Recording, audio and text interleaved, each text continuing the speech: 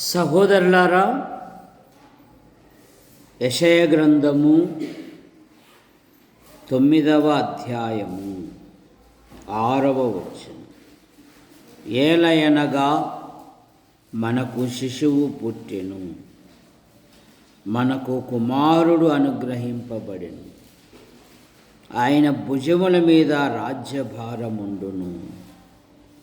ఆశ్చర్యకరుడు, ఆలోచనకర్త, బలవంతుడైన దేవుడు, నిత్యుడగు తండ్రి, సమాధాన అధిపతియగు అని అతనికి పేరు పెట్టబడు.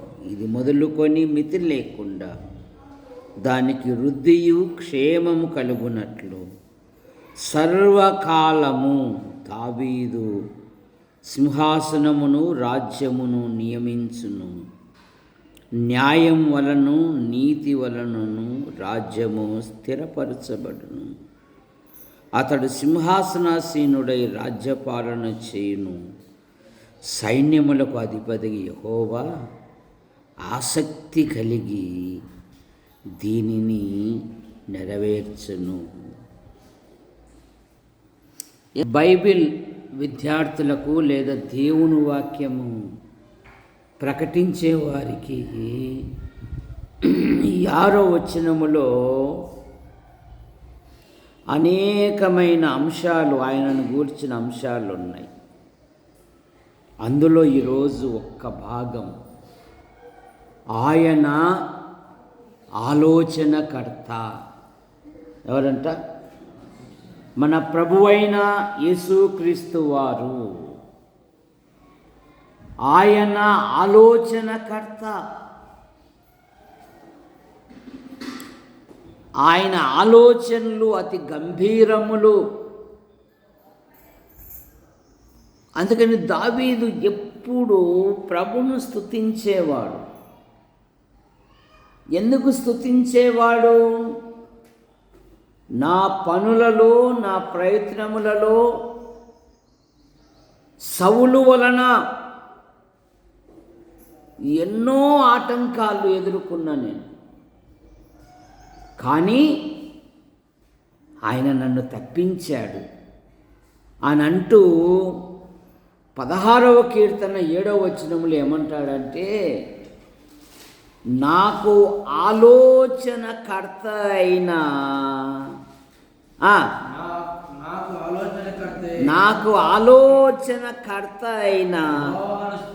నేను యెహోవాను స్తుతించెదను. రాత్రి గడియలలో నా అంతరింద్రియములను నాకు ఆలోచనకర్త అయినా నా దేవుని నేను స్తుతించెదను.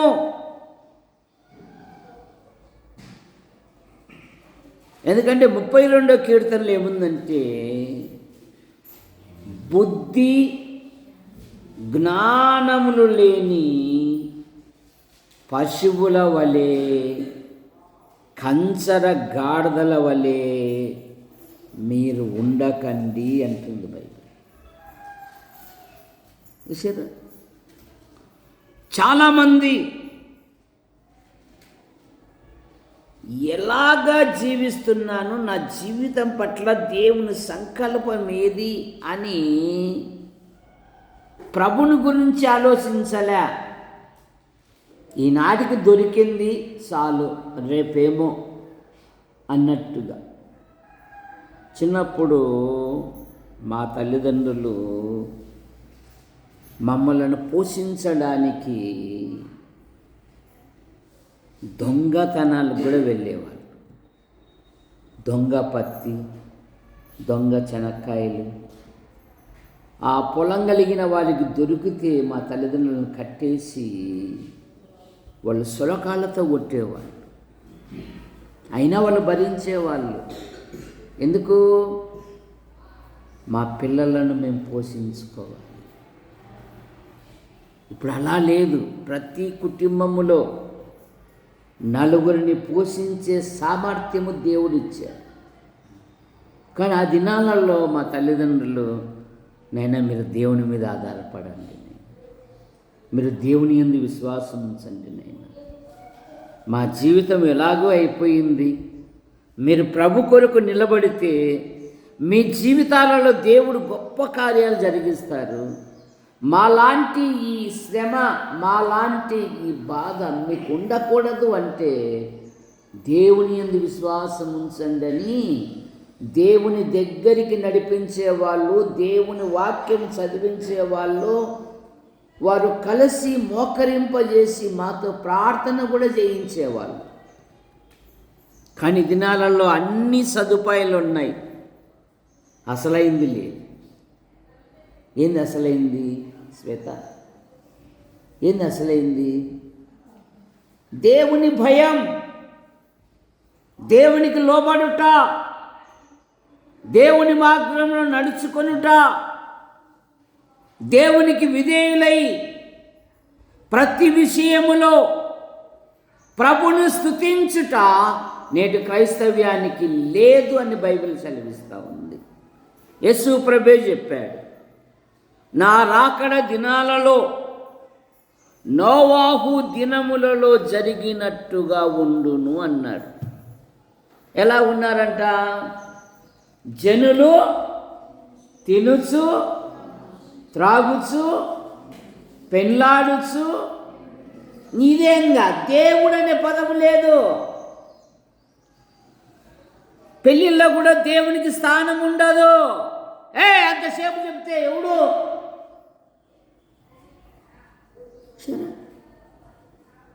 కానీ పెళ్లి కార్డేమో 11 గంటలకు 10:30కు పెళ్ళి అంటారు, పెళ్లి కొడుకేమో 12 గంటలకు రెడీ అయ్యి వస్తారు. ఇంకా వచ్చినప్పటి నుండి అర్థం చేసుకో. కానీ యేసు ప్రభు దినాలలో ఆ కానా ఊరిలో వివాహం జరుగుతూ ఉన్నప్పుడు ఆ పెళ్లి వారు యేసును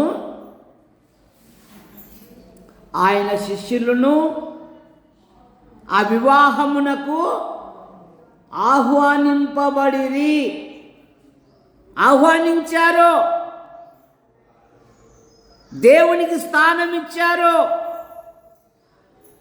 ఆడంబరానికి చోటు ఇవ్వలేదు వాళ్ళు. అందుకని ఆ పెళ్లిలో ఒక గొప్ప లోటు ఏర్పడితే రక్షకుడు ఆ లోటును ఏం చేశాడు? తీర్చాడు. నాకు ఆలోచనకర్త అయిన నా దేవుని నేను స్తుతించెదను. కెయీలా ప్రజలు, సొంత ప్రజలు, వారు ధాన్యమేసి ధాన్యము పండించి ధాన్యము దూలగొట్టుకొని మార్కెట్కి అమ్మే దశలో శత్రువులు వచ్చి ధాన్యమును దోచుకొని పోతారు. అది విన్న దావీదు ఆ కెయీలా ప్రజల కొరకు, నేను యుద్ధానికి వెళ్ళాలా వద్దా అంటే వెళ్ళు, నీకు నేను విజయం ఇస్తాను అంటాడు. ఆ కెయీలా ప్రజల యొక్క ధాన్యమును సమస్తము రక్షిస్తే సౌలు కెయీలా పట్టణానికి వస్తున్నారని విన్నప్పుడు దావీదు, ఈ కెయీలా పట్టణస్థులు నన్ను అప్పగిస్తారా సౌలు కంటే? దేవుడు అంటున్నాడు, తప్పకుండా వారు నిన్ను అప్పగిస్తారు. కృతజ్ఞత లేని ప్రజలు కెయీలా ప్రజలు.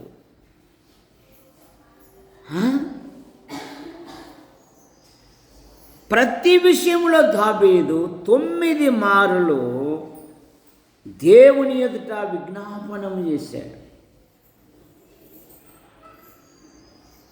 నేను యెహోవా యొద్ద విచారణ చేయగా ఆయన నాకు ఉత్తరం ఇచ్చాను. నాకు కలిగిన భయములన్నిటిలో నుండి ఆయన నన్ను కనుక నాకు ఆలోచనకర్త అయిన యెహోవాను నేను సన్నతించాను. దేవా, ఈ పని ప్రారంభించాను, అద్భుతమైన సహాయం దయచేయి, నీ కృపను అనుగ్రహించు దేవా. ఎక్కడ ఫెయిల్యూర్ కాకోకుండా చక్కగా జరుగునట్లుగా నీ కృపను దయచేయి. ఏ విధంగా ప్రవర్తించాలో, ఏ విధంగా జీవించాలో నువ్వు నాకు నేర్పు.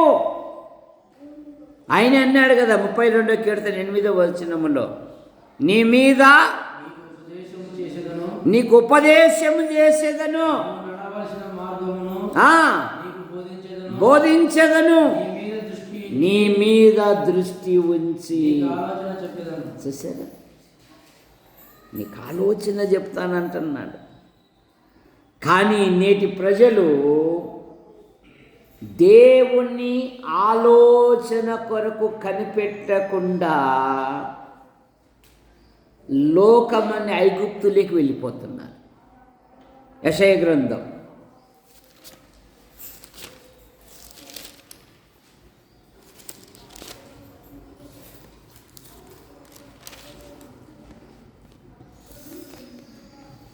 30వ అధ్యాయము 1వ వచనం, యెహోవా వాక్కు ఇదే, లోబడని పిల్లలకు శ్రమ, పాపమునకు పాపము కూర్చుకొనున్నట్లు వారు నన్ను అడగక నా ఆలోచన చేయుదురు, సంధి చేసుకొందురు, విచారణ చేయక తమ్మును తాము బలపరుచుకొనుటకు ఐగుప్తు నీడను, ఐగుప్తునకు ప్రయాణమగుదురు. లోకమనే ఐగుప్తునకు కొరకు కనిపెట్టుకోకుండా తమ్మును తాము బలపరుచుకొనుటకు లోకమని ఐగుప్తుకు వెళుతూ ఉన్నారు. జాగ్రత్త ప్రియుడా, నీ ఆధ్యాత్మిక జీవితంలో నీ భవిష్యత్తు గురించి, నీ కుటుంబాన్ని గురించి, నీ వ్యక్తిగత జీవితం గురించి ప్రభు మీద ఆధారపడాలి, ప్రభుని అడగాలి. దేవా, నా భవిష్యత్తు పట్ల నీ సంకల్పం ఏదుందో నెరవేర్చు, నా పిల్లల పట్ల నీ సంకల్పం ఏదుందో నెరవేర్చు. ఇది ఈ కార్యం ప్రారంభిస్తున్నాను, అద్భుతమైన సహాయం దయచేయి. లోబడలని పిల్లలు అంటున్నాడు. ఎన్నిసార్లు గద్దించినను గద్దింపునకు లోబడని వారు హఠాత్తుగా, మరి అవకాశము లేకుండా చూశారు, ఈ లోకాన్ని విడిచిపోతారంట. జాగ్రత్త, దేవునికి లోబడు, దేవుని యందు విశ్వాసం ఉంచు, దేవుని కొరకు జీవించు. ఎందుకంటే ఆలోచనకర్తలు అనేకులు ఉండటం వలన ఆలోచన సఫలమవుతుందంట. సామెతల గ్రంథం 11వ అధ్యాయం 14వ వచనం, నాయకులు లేని ఒకరి ప్రభుత్వం మీద మేమెందుకుంటాం, మాకు తెలియదా, మాకు రాదా, మేము చేసుకోలేమా, ఏది మా ఒకరి మీద ఆధారపడేది, 4 డబ్బులు ఇచ్చి అన్నీ రెడీ చేస్తారు. ఏంది వాళ్ళని అడిగేది, వాళ్ళనేమమ్మా బంగిపోయేది. 2 పైసలు ఖర్చు పెట్టు, నీకేది కావాలంటే నేను సిద్ధం చేస్తాను. ఒకరి సాయం మాకు అక్కర్లేదంటున్నారు. సంఘం అలా లేదు. సంఘము సంఘ సహాయం తీసుకు. పేతురు చెరసాల్లో ఉంచబడెను, సంఘమైతే అతని కొరకు. కానీ సంఘంలో కూడా లోబడే తత్వం లేదు. ప్రకటన చేస్తే రారు, మళ్ళీ వ్యక్తిగతంగా ఇంటికి పోయి మళ్ళీ వ్యక్తిగతంగా ఫోన్లు చేసి ఎన్నిసార్లు సాంబ్రాన్ని వేయాలను. కానీ ఆనాటి సంఘానికి ఇలాంటి ఆలోచనలు లేవు. ప్రకటన అంటే ప్రకటనే. ఏం పోతుంది, ఒకసారి ఫోన్ చేయి, ఏం పోతుంది, ఒకసారి ఇంటికాటికి పో. ఈ తాలింపులు పెట్టాకనరా అంటే మళ్ళీ ఆ తాలింపుల కాటికే వస్తుంది లోకం. సరే, నేను పిలిస్తే రారు, ఆటికి పోయేలకల్లా అందరూ ఉంటారు. అరే ఏమనంటే ఎన్నిసార్లు బంగిపోయినా స్వామి, ఎన్నిసార్లు ఫోన్ చేసినానని, ఎన్నిసార్లు ఇంటికి పోయినా, అందుకని వచ్చినారు. ఈ తాలింపులు మానుకోవాలి. సంఘ ప్రకటనే ప్రకటన అనేది రావడంలే. ఆయన అవుక మీ దగ్గరికి వచ్చినాడు కదా, మా దగ్గరికి వచ్చి చెప్పినాడు, మేము రాలేమంట, అందుకే మేము రాము. హెచ్చు తగ్గులు, నాశనమయ్యడానికి, పతనం అవడానికి ఆలోచన. నాయకులు లేని జనులు, నాయకత్వమునకు లోబడని జనులు, నాయకులను గౌరవించని జనులు, నాయకులకు విధేయత చూపని జనులు, నాయకత్వమునకు ప్రాధాన్యత ఇవ్వని జనులు చెడిపోదురు. ఎందుకంటే ఎవరిష్టానుసారం వారు జీవిస్తున్నారని బైబిలే చెప్తుంది న్యాయాధిపతుల గ్రంథంలో. ఆ దినములలో ఇశ్రాయేలునకు రాజు లేడు, ప్రతి వాడును తన తన ఇష్టానుసారంగా ప్రవర్తిస్తూ ఉన్నాడు. చెడిపోకగాక బాగుపడతారా? ఆలోచనకర్తలు ఉండుట వలన కార్యము సఫలమవుతుంది. సరే, మా డేవిడ్ గారు ఇంటర్ ఫెయిల్ అయినాక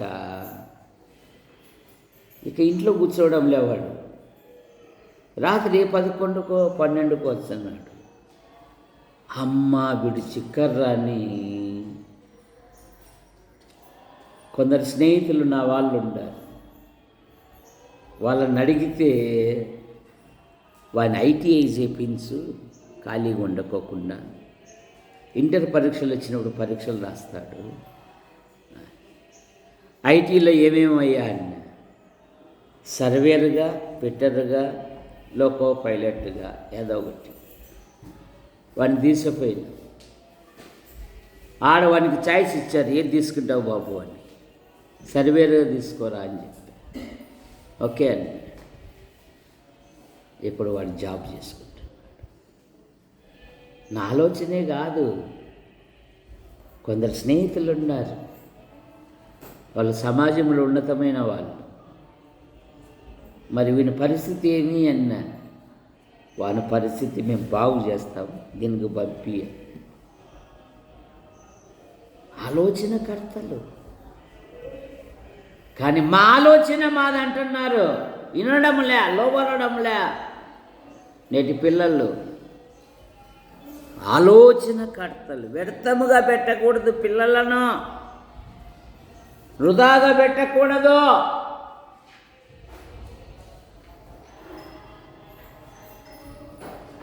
ఇతరులతో సహవాసం చేసి నష్టపోతారు. చూసారా? వారికి ఏదో ఒక పని కల్పించాలి.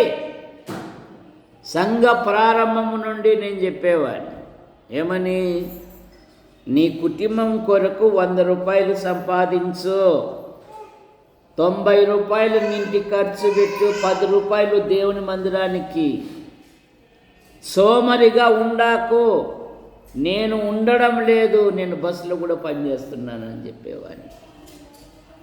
బస్సు బాయిగా, స్కూల్లోనే బస్సులోనే ప్రభు ఈరోజు బుధవారం బైబిల్ స్టడీ ఏం చెప్పాలని సిద్ధం 2 నుండి 4 వరకు కదా, 2 గంటలు నాకు సమయం దొరుకుతుంది. దేవ సహాయం దయచేయి. స్కూల్లో పనిచేసే వాళ్ళకి ఏం చెప్పానంటే, ఇక్కడ నేను పాస్టర్ను కాదు, పనివాని, కానీ క్రైస్తవునిగా నువ్వేదో ఒక సంఘానికి వెళ్ళు, నా దగ్గరికే రా అని నేనైతే పిలిచాను. బట్ క్రైస్తవునిగా నువ్వేదో ఒక మందిరానికి వెళ్ళని చెప్పేవాడు. ఇక్కడైతే నేను పనివాని, సేవకుని కాదు అని చెప్పేవాడు. ఈ ఆధ్యాత్మిక జీవితంలో పిల్లలను బాల్యము నుండే సాగదీస్తే వారు మంచి ప్రయోజకులు అవుతారు. పిల్లలకు కూడా ఉండాలి, నేను వృధా ఎందుకు తినాలి 3 పూటల, నేను ఏదో ఒక పని చేసుకుంటాను, నా తల్లిదండ్రులని తోడుగా ఉంది. సరే, ఎందుకంటే బైబిల్ ఏం చెప్తుంది? దినములో చెప్పు జగదీష్, దినములో చెడ్డవి, ఇంకా సమయమును పోనివ్వక. కొందరు పోనిచ్చారంట టైంపాస్ పీపుల్. ఎవరు వాళ్ళు? బైబిల్లో టైంపాస్ పీపుల్ ఎవరు?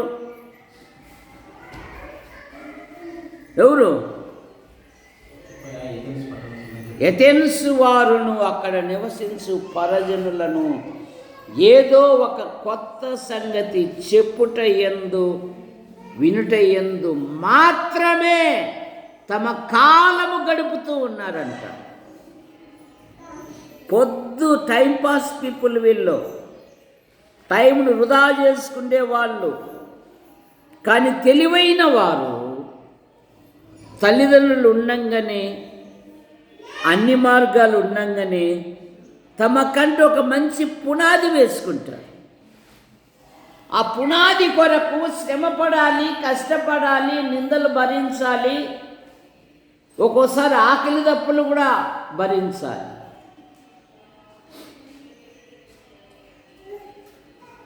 ఒకసారి అవమానాన్ని కూడా సహించాలి,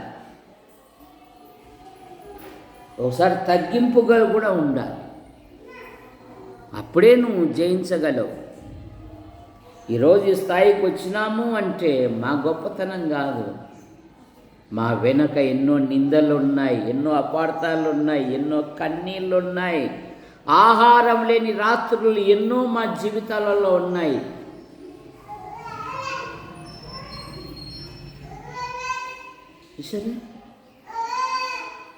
ఆలోచనకర్త. సామెతల గ్రంథం 19వ అధ్యాయము 20వ వచనం.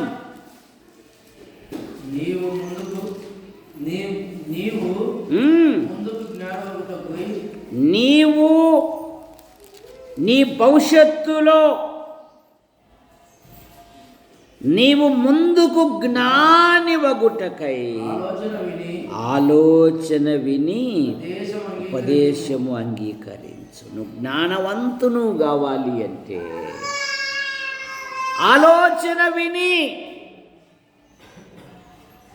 సరే, నువ్వు జ్ఞానవంతుడు కమ్ము,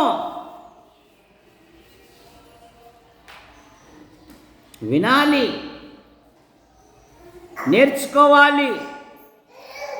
నీ ఆధ్యాత్మిక జీవితములో 33వ కీర్తన 11వ వచనములో మనకు ఒక శ్రేష్టమైన మాట దొరుకుతుంది. యెహోవా ఆలోచన సదాకాలము నిలుచును, ఆయన సంకల్పములు తరతరములు ఉండును. ఎందుకంటే ఆలోచనలో ఆయన గొప్పవాడు అంట. ఆలోచనలో ఆయన గొప్పవాడు. ఇర్మీయా గ్రంథం 32వ అధ్యాయము 19వ వచనములో ఆలోచన విషయములో నీవే గొప్పవాడవు, క్రియలు జరిగించు విషయములో శక్తి సంపన్నుడవు, వారి ప్రవర్తనను బట్టి వారి క్రియాఫలమును బట్టి అందరికీ ప్రతిఫలమిచ్చుటకై నరపుత్రుల మార్గములన్నిటినీ నీవు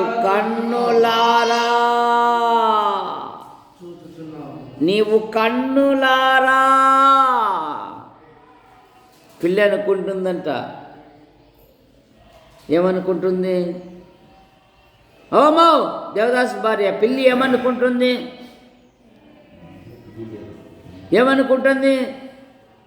ఈరోజు మా ఇంట్లో మా యజమానుడు చికెన్ తెచ్చాడా మాంసం తెచ్చాడా అనుకుంటుందా?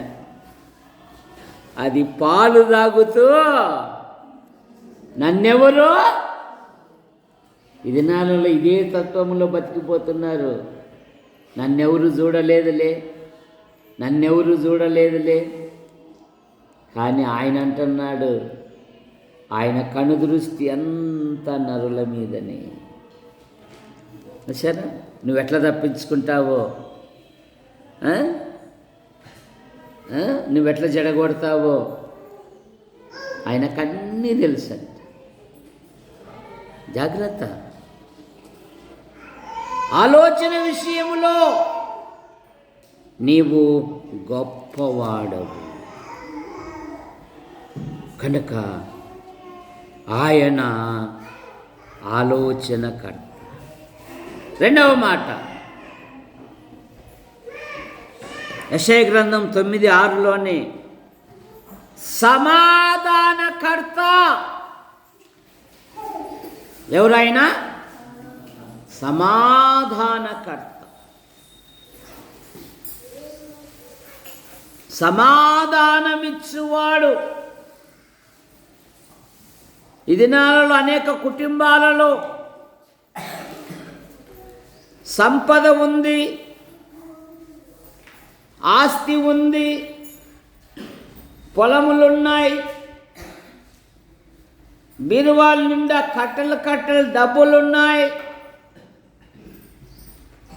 కానీ భార్య భర్తలకు సమాధానం లేదు, పిల్లలకు తల్లిదండ్రులకు సమాధానం లేదు. సమాధానం ఇంటిలో లేకపోతే వారు తీవ్రమైన ఒత్తిడికి గురి అయి ఆత్మహత్యలకు పాలు పొందుతారంట, డిప్రెషన్కు లోనే. ఆస్తి కంటే మార్కెట్లో దొరకనిది దేవుని దగ్గర దొరుకుతుంది. ఏందది? సమాధానం. ప్రపంచ మార్కెట్లో దొరకదు అదే.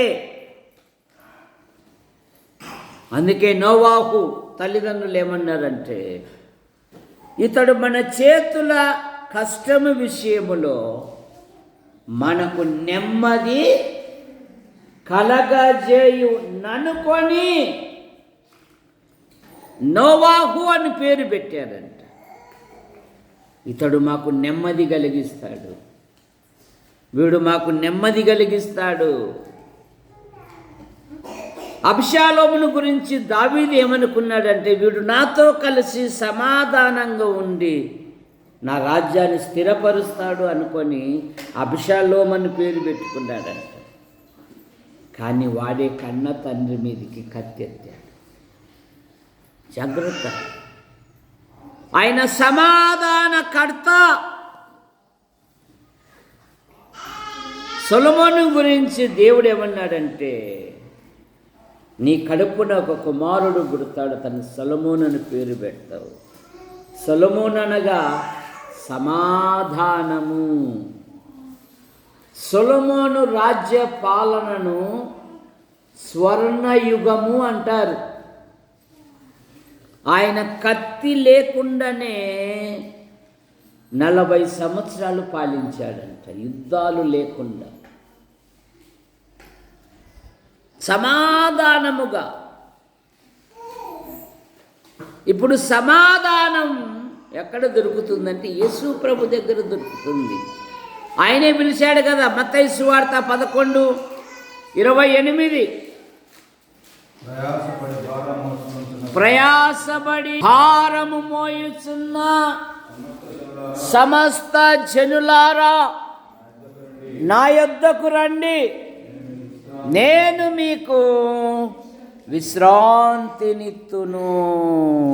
ఆయన సమాధానమిచ్చే దేవుడు. మనము మన అపరాధముల చేత, మన దోషముల చేత, మన పాపముల చేత దేవుని ఉగ్రతకు గురి అయిన మనలను, ఆ కాలమందు ఇశ్రాయేలుతో సహపౌరులుగా కాక ఉన్న మనలను, దేవునికి దూరస్తులైన మనలను యేసుక్రీస్తు మరణము ద్వారా మనలను సమాధానపరిచి మన ఉభయులను ఏకము చేశాడు. ఆయనే సమాధాన కారకుడు. ఎఫెసీ పత్రిక 2:14. ఎఫెసీలకు రాసిన పత్రిక 2:14. ఆయన మన సమాధానమై ఉండి మీకును మాకును ఉండిన ద్వేషమును అనగా విధి రూపకమైన ఆజ్ఞల గల ధర్మశాస్త్రమును తన శరీరమందు కొట్టివేయుట చేత వేకము చేసెను. ఇట్లు సంధి చేయుచు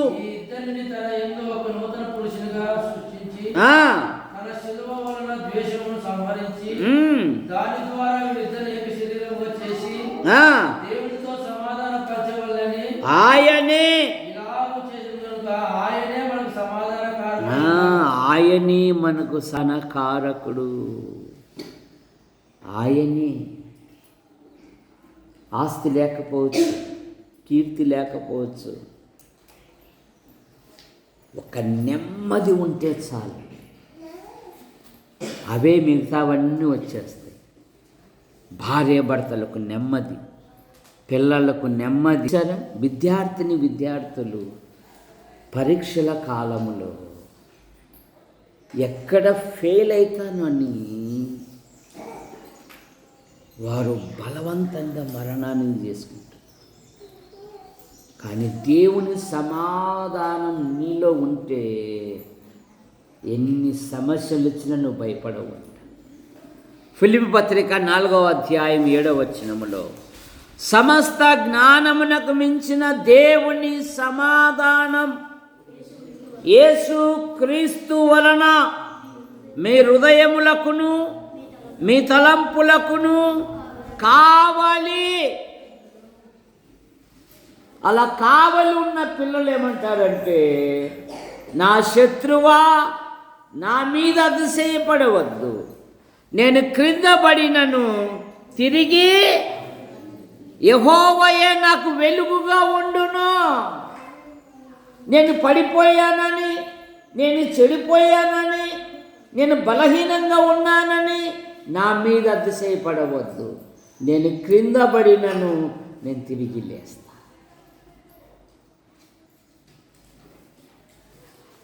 నన్ను తిరిగి లేపువాడు ఒకడున్నాడు, నన్ను కూర్చుండబెట్టేవాడు ఒకడున్నాడు. ఆయన ప్రభువు యెహోవా. సరే, అబ్రహాము లింకన్ ఎన్నో మార్లు పడిపోయి లేచి ఒకానొక దినమున అమెరికా సంయుక్త రాష్ట్రాలకు 16వ అధ్యక్షుడయ్యాడు అబ్రహాము లింకన్. గొప్ప గొప్ప వారందరూ రాజభవనములో నుండి రాలేదు, కానీ రాళ్ళల్లో నుండి వచ్చారు వాళ్ళు. ముళ్ళబాటలో నుండి పైకి వచ్చారు వాళ్ళు. సరే, వాళ్ళ జీవితాలు నేటి యువతకు ఆదర్శం. కానీ అది నువ్వు తీసుకోవడం లేదే. సరే, ఇప్పుడున్న యవనస్తులకు లైబ్రరీ పోయే అలవాటు ఎవరికుందో చేతులు ఎత్తండి. మా వాడు అంటాడు, లైబ్రరీ పోవాల్సిన పని ఏముంది పెదనైనా, ఏఐని కొడితే ఏది కావాలంటే అది ఇచ్చేస్తుంది అంటున్నాడు. ఏమంట? చాటీపీటీ. ఏం పేట? చాటీపీటీ. మీరు దాన్ని చేసుకొని దావీదు మీద నాకు 7 తలంపులు కావాలి అనండి, రెఫరెన్సులతో సహా ఇస్తుంది అది.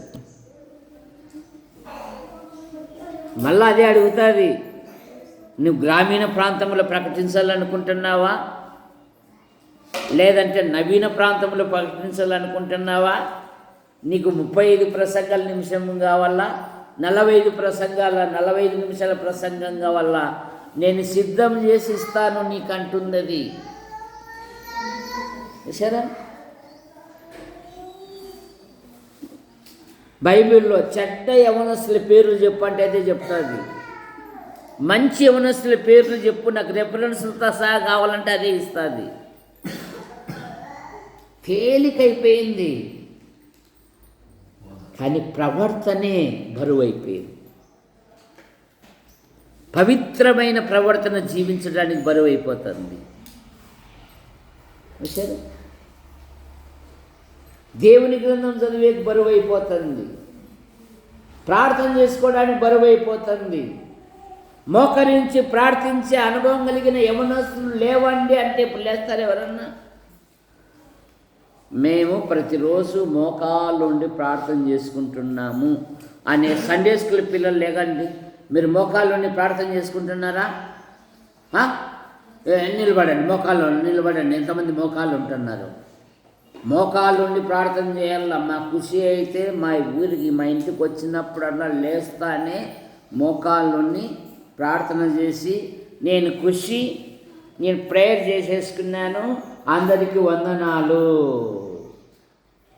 సరే, ఇక ఎస్ఎంఎస్లు, ఐఎమ్ లేయా, I prayer, I am lesson, కీర్తనలు 11-12 అని పెడుతుంది. అబ్బో బాబా, చదువుతా ఉంటే నాకు ఎంత ఆనందము. మాకు పిల్లప్పుడు ఇట్లా గైడెన్స్ లేదు కదరా అని, మమ్మల్ని ఇట్లా పలకరించేవారు లేరు కదా అని. అందరికీ వందనాలు, నా పేరు ఏం పేరు? నీ పేరు? నేను ప్రార్థన చేసుకున్నాను. వాడేడు ఈడు కూడా నా పేరు ఏం పేరు?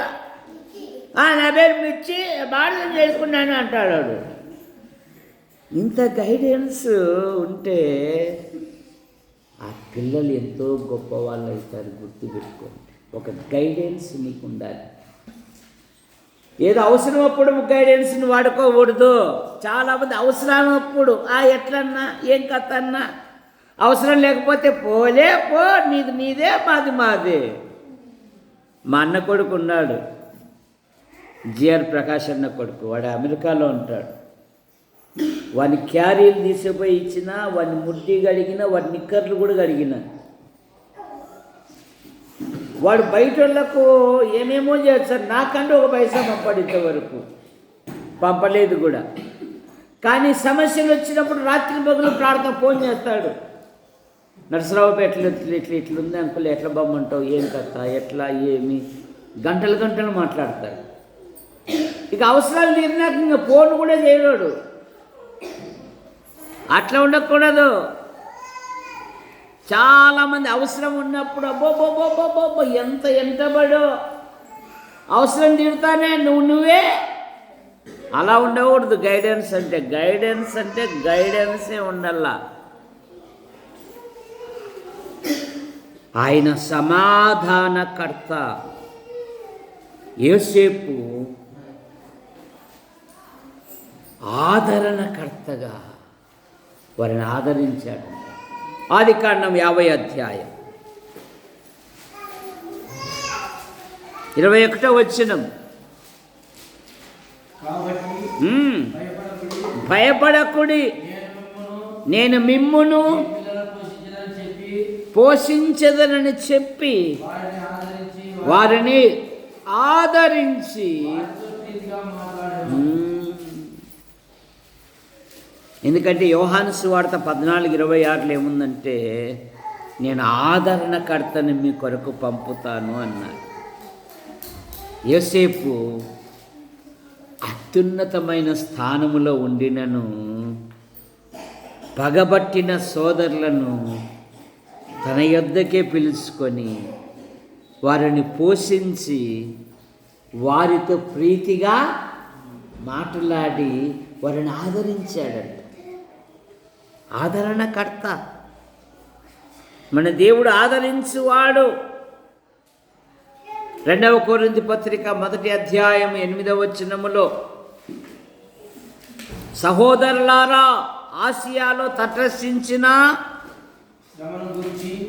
మీకు తెలపకుండుటకు మాకు ఇష్టం లేదు. అదేమనగా నమ్మకము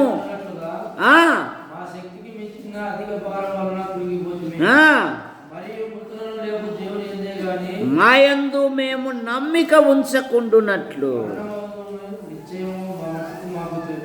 ఆయన అట్టి గొప్ప మరణము నుండి ఇక ముందును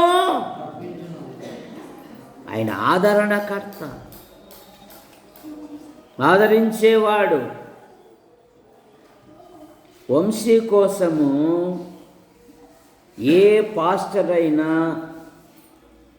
మందిరములోకి వచ్చినాక బయటికి పోతాడా? దేవుని పని జరిగేటప్పుడు ఎప్పుడైనా బయటికి పోతాడా? ఇక్కడ పాట పాడుతుంటే ఇక్కడ వదిలిపెట్టి వంశీ కోసం ఎన్నిసార్లు తిరిగినాను. పాంకులు వచ్చాపా, స్నానం చేసుకుని వచ్చాపా, వచ్చానపా పాపా చూసారా? కానీ దేవుడు ఆశ్చర్యకరంగా నడిపించాడు. ఆయన రాలేదు కదా అని ప్రార్థన ఆపలేదు. ప్రార్థన నిరంతరము కొనసాగుతూనే ఆయన ఆశ్చర్యకరంగా నడిపిస్తాడు. ఆయన ఆదరణకర్త, ఆయన శాసనకర్త.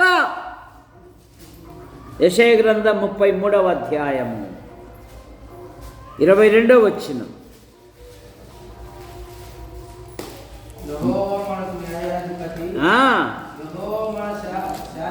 యెహోవా మన శాసనకర్త.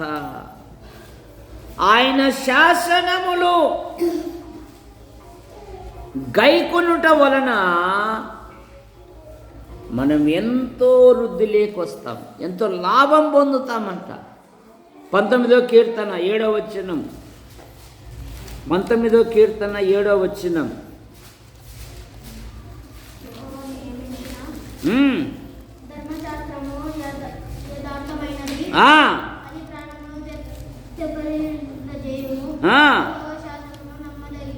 యెహోవా శాసనములు నమ్మదగినవి,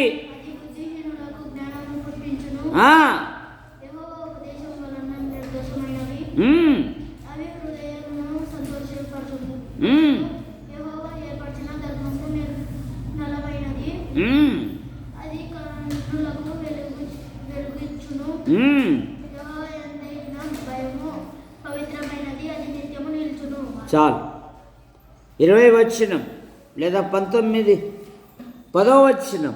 అవి బంగారము కంటేను విస్తారమైన మేలి బంగారము కంటేను కోరదగినవి, తేనె కంటేను జుంటె తేనె దారల కంటే మధురమైనవి. వాటి వలన నీ సేవకులు లేదా నీ పిల్లలు హెచ్చరిక నొందుదురు. వాటిని గైకొనుట వలన బాబా దేవుని వాక్యం గైకొంటే చాలంట. దేవుని వాక్యం నీ హృదయంలో ఉంటే చాలంట. అవి గొప్ప లాభం తీసుకొస్తాయి. నీ హృదయంలో ఏవేవో మనసులో పెట్టుకున్నావు, కానీ దేవుని వాక్యానికి ఇసుమంత చోటు లేకుండా పోయింది. కానీ భక్తులు ఏమన్నారు? నీ ఎదుట పాపము చేయకుండానట్లు నా హృదయములో నీ వాక్యమును ఉంచుకుని. యవనులు దేని చేత తమ ప్రవర్తనను శుద్ధిపరుచుకొందురు? నీవిచ్చిన వాక్యమును బట్టి. నీ ధర్మశాస్త్రమును ప్రేమించు వారికి ఎంతో నెమ్మది గలదు.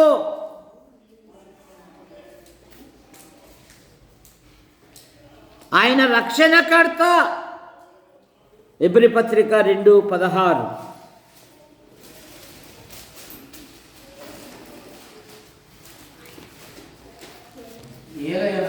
ఏలయనగా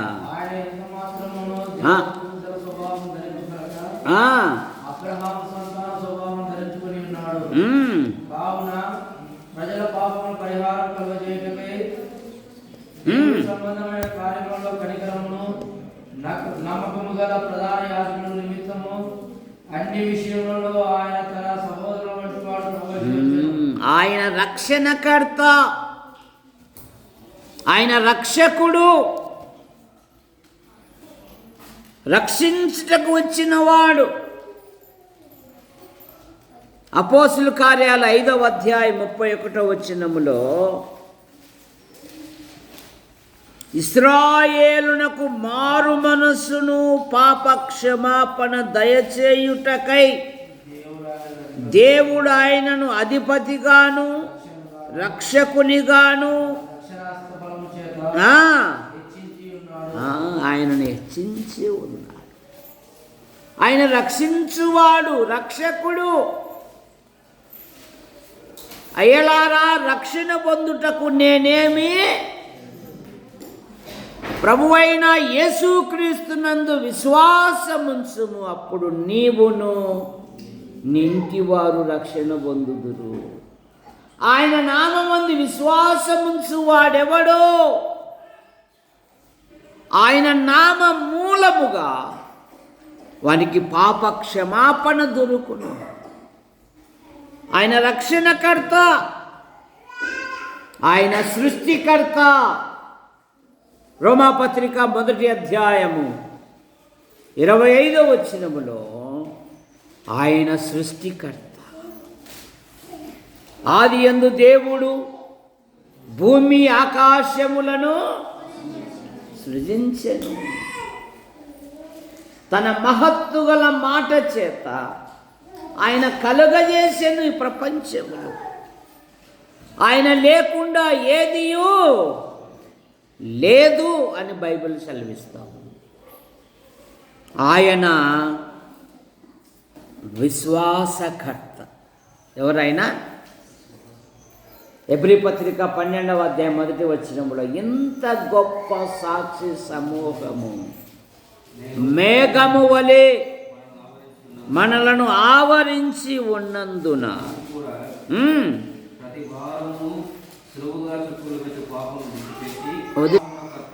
విశ్వాసమునకు కర్తయు దానిని కొనసాగించువాడైన యేసుక్రీస్తు వైపు చూచుచు మీ ఎదుట ఉంచబడిన పందెములో ఓపికతో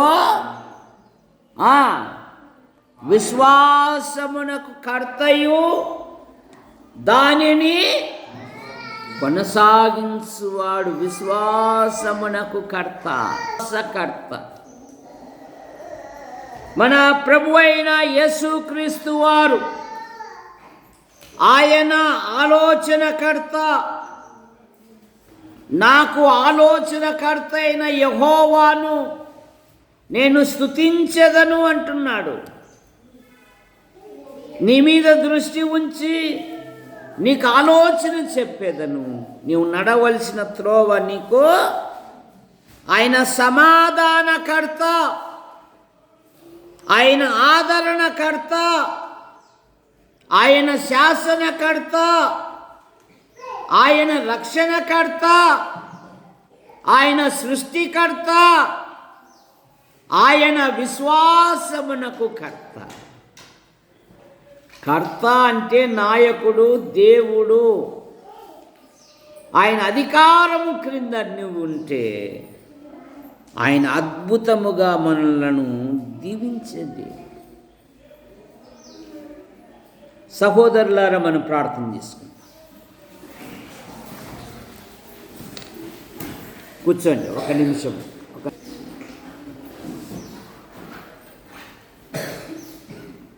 ప్రార్థన ద్వారా, సహాయము ద్వారా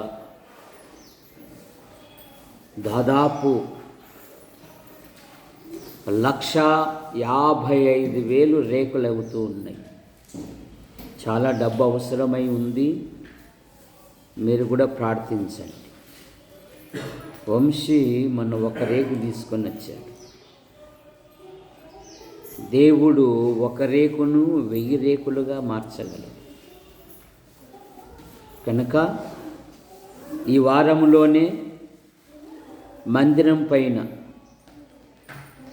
రేకుల షెడ్డు నిర్మాణం జరుగుతుంది. ప్రార్థన చేయండి, సహాయం చేయండి, సహకరించండి. ఇక్కడ పని చేస్తున్నప్పుడు మరి సహోదరులు వచ్చి కొంతవరకు సహాయపడండి, ఏదన్నా బోల్టో గిల్టో అందించడానికి. దాదాపు 2 లక్షలు అవుతా ఉంది. ప్రతి అక్కర తీర్చబడినట్లుగా ప్రార్థన చేయండి. రేపు రేకులు తీసుకొని రావడానికి వెళ్తూ ఉన్నాం. కొండాపురం దగ్గర ఎవరైనా సహోదరులు రాగలిగిన వారు వస్తే మరి మిమ్మల్ని కూడా తీసుకొని వెళ్తాం. రండి, స్వేచ్ఛగా రండి. బలవంతంతో, బాధతో ఏంది అన్నట్టుగా వద్దు. ప్రభు పనిలో నేను కూడా సహాయపడాలనుకుంటే రండి. వచ్చేవాళ్ళు మేము వస్తామని తెలియజేయండి. మీరు రండి అని పిలవడం అది బాగుండదు. కనుక స్వేచ్ఛగా రండి. పని జరుగుతున్నప్పుడు కూడా స్వేచ్ఛగా వచ్చి సహాయపడండి. పని రేపటి నుండే ప్రారంభం కావాలి. నిన్న లేటుగా పోయినందుకు ఈరోజు సెలవు అని చెప్పారు. అందుకని రేపు మధ్యాహ్నం నుండి ఇక్కడికి వస్తాయి. రేపు అక్కడికి రావాల్సిన వాళ్ళు, మేము వస్తాము అనేవాళ్ళు రావచ్చు. ఇక్కడ పనికి ఉపయోగపడే వాళ్ళు కూడా స్వచ్ఛందంగా వచ్చి ప్రయాసపడవచ్చు. ఎందుకంటే ఫోన్లు చేసిన వాళ్ళకు ఒక బాధగా వెదగా అనుకుంటారు కనుక స్వేచ్ఛగా, స్వతంత్రంగా దేవుని పనిలో నేను పాలు పొందితే నాకు ఆశీర్వాదము అని అనుకున్న వాళ్ళు రండి, ప్రార్థన చేసుకోండి. ప్రేమించిన మా తండ్రి, మీ నామాను బట్టి మీకు స్తోత్రములు చెల్లిస్తున్నాం. యాడికి క్రైస్తవ కూడిక గృహం చేర్చబడిన ప్రతి కుటుంబాన్ని మీ రెక్కల కింద ఉంచుకొని కాపాడండి. ప్రతి కుటుంబములో ప్రతి విధమైన అవసరాలు తీర్చండి. రేపు రేకుల్లో తీసుకొని వస్తుండగా చర్చి పైన మరి వెయిట్కి కూడా సంఘములో సహోదరులు సహకరించుటకు మీకు కృపను దయచేయండి. పని ప్రారంభిస్తుండగా సంఘమంతయు సహోదరులంతయు వచ్చి సహకరించుటకు కూడా మీ కృపను దయచేయండి. డబ్బు చాలా అవసరమై ఉన్నది. మీరే అద్భుతమైన సహాయమును మీరు దయచేయండి. అయ్యా, మీ వైపు చూస్తూ ఉన్నాం. సంఘములోని ప్రతి వారిని కదిలించండి, స్పందించండి, ప్రేరేపణ కలగజేయండి. అద్భుతమైన సహాయం చేయుటకు మీ కృపను దయచేయండి. నైనా సండే స్కూల్ బృందాన్ని బట్టి, మేడం కుటుంబాన్ని బట్టి మీకు స్తోత్రములు. దీవించండి. యవన పిల్లలు ఉన్నారు, వివాహాల కొరకు, ఉద్యోగాల కొరకు ఎదురు చూస్తూ ఉన్నారు. మీ కృపను దయచేయండి. మా యాడికి మండలం, మా తాడపత్రి నియోజకవర్గం, మా అనంతపురం జిల్లా, మా తెలుగు రాష్ట్రాలు, దేశాన్ని, ప్రపంచాన్ని దీవించండి. పాలన చేయు అధికారులు, అనధికారులను దీవించండి. చక్కగా పాలించినట్లుగా మీ కృపను దయచేయండి. సంఘములో ప్రార్థించే పిల్లలు లేవనెత్తండి, ప్రకటించే పిల్లలు లేవనెత్తండి, పాటలు పాడే పిల్లలు లేవనెత్తండి. అయ్యా, మీకు స్తోత్రములు చెల్లిస్తున్నాం. పాల్ పరీక్షలు రాస్తున్నాడు, మంచి ఫలితాలతో పాస్ అవుటకు మీ కృపను. డిఎస్సి పరీక్షల కొరకు సిద్ధపడుతున్నారు, మీ కృపను. ఈ నెల 28, 29 జెస్సీ వివాహం, చిట్టి వివాహం 14. మీ కృపను దయచేయండి, చక్కగా జరుగునట్లుగా మీ కృపను దయచేయండి. యూట్యూబ్ ద్వారా వీక్షిస్తున్న ప్రతి వారిని దీవించండి. కొందరు రాలేకపోయారు, మరొక తరుణం దయచేయండి. మా కొరకు ప్రార్థిస్తూ, మా అవసరాలు తీరుస్తూ మమ్మల్ని ప్రోత్సహిస్తున్న ప్రతి వారిని దీవించండి. యూట్యూబ్ ద్వారా వీక్షిస్తున్న ప్రతి వారిని దీవించమని ఆశీర్వదించి హస్తాలకు అప్పచెప్పుకుంటూ యేసు ప్రభు నామములో ప్రార్థిస్తూ బయలుదేరుతున్నాం తండ్రి. అందరూ అట్లాగే కూర్చోండి. చాలామంది దశమ భాగాల విషయాలలో చాలామంది ఇవ్వడం లేదు. మరి మీ పేరు నమోదు చేసుకొని మరి ప్రోత్సహించండి. మీ అందరికీ వందనాలు.